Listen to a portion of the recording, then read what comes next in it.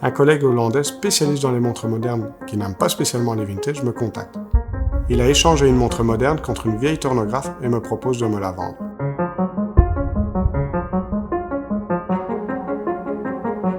Avec son diamètre de 36 mm, elle est assez discrète. La mode étant grosse et grande montre, sa cote ne s'est d'ailleurs pas encore envolée.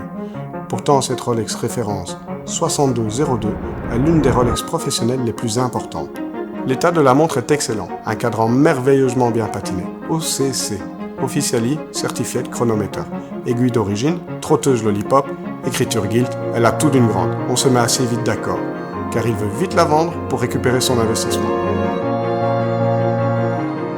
La montre est vendue sans bracelet, mais nous avons en stock un ancien jubilé qui lui ira superbement bien.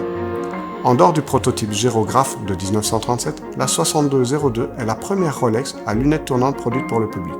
Le bezel, la lunette tournante, c'est sa caractéristique, mais aussi son gros défaut. Il tombe facilement, et si cela arrive, il est impossible d'en retrouver un original. Sur notre montre, il est bien présent, original à 100%. Née en 1953, elle est l'ADN de Rolex. Comme un prototype, c'est elle qui va définir l'école stylistique des modèles professionnels.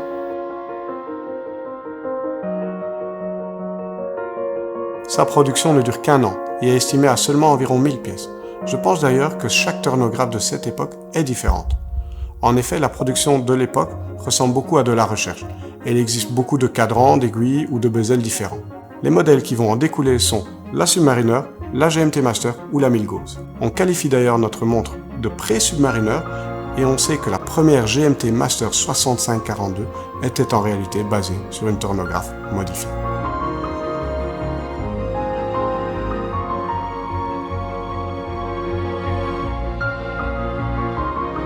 Vintage is time.